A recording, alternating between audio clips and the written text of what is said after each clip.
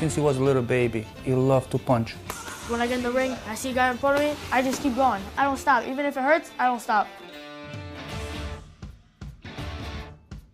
Rashad is ranked #1 in boxing and #1 in the world in kickboxing. He's undefeated in MMA, he's undefeated in Muay Thai. He has like 22 championship belts. Right now, I'm 5'2" and 103 pounds. The kid's only 13 years old, and he's so good that sometimes it's very hard to get him a fight. Nobody really wants to fight him.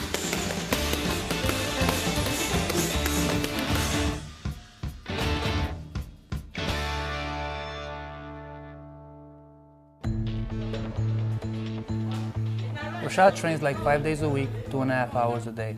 He goes to school, comes home, does his homework, eat, then we head out to the boxing gym. I tell my kids this is a very physical, hard sport.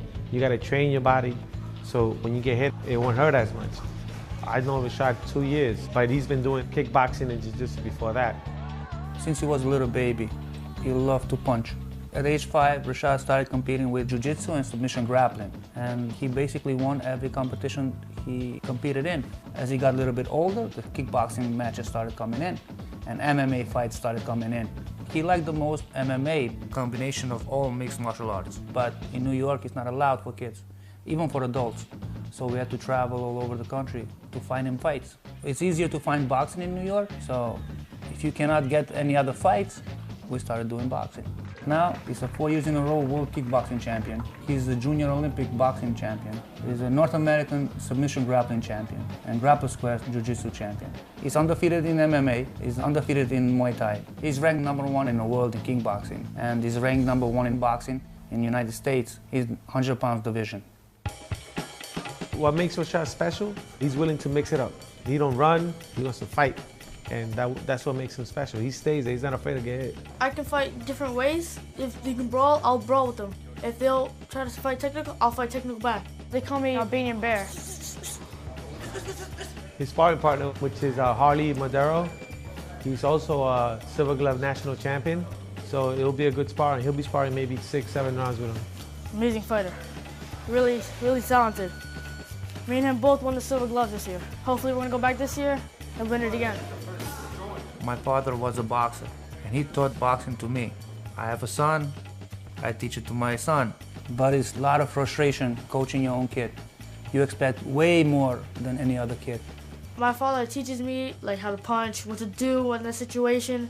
Also cares about me. He's always taking care of me, you know? Rashad does get a little nervous before a fight, but it's not because he knows he's gonna lose or he knows he's gonna do bad. He don't want to look bad in front of his dad. When I see my father and he goes, "Stop, you're getting hit too much. Pick your hands up." That's the kind of things that I get kind of intimidated, like scared of, because I want to prove to my father that I'm good enough to box.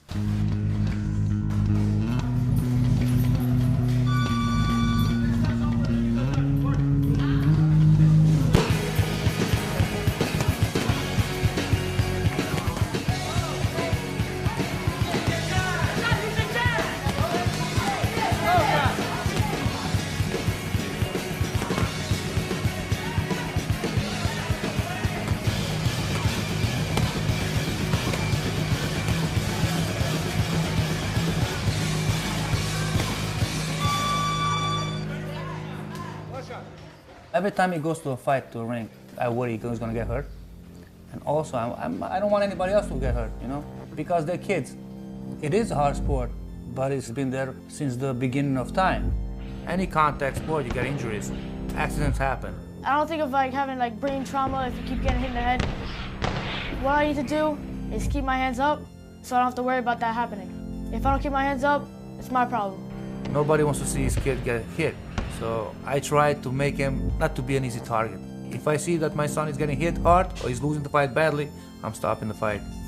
There's no need to get to a point that he gets hurt.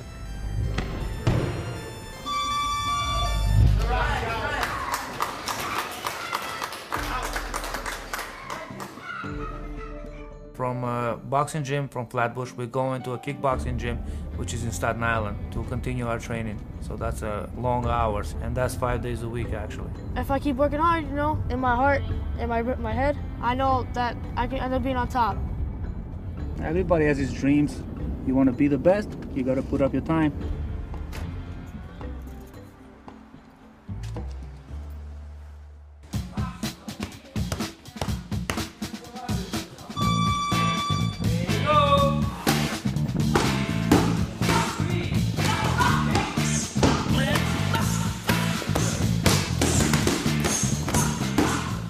Akmal, who teaches kickboxing, he's from Uzbekistan and he's a two-time world champion in kickboxing.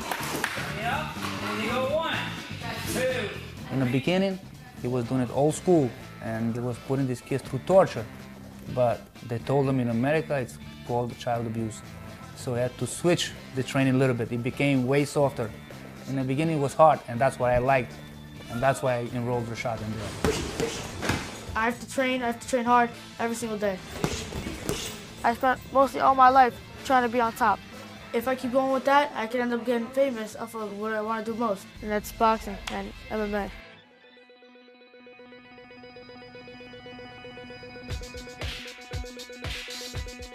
Rashad can't wait until he becomes 15, 16 so he can advance to that Olympic trials and make it to the USA team. If you're an amateur fighter, Olympics is the top championship. After that, it's the pros. I want to become a fighter, you know, a pro boxer or a pro MMA fighter. Maybe both, but you always have to stay focused. I'm hoping to be the best he can be. It doesn't matter where, boxing, MMA, kickboxing, or whatever he decides to do. Good kid. Very good boxer, very good kickboxer. And I believe he will be a great, great professional fighter. As a fighter, you want to be a champion. And Rashad was a fighter from the beginning. I didn't make him a fighter. He was born a fighter. Subscribe to Thinker, or I'll knock you out.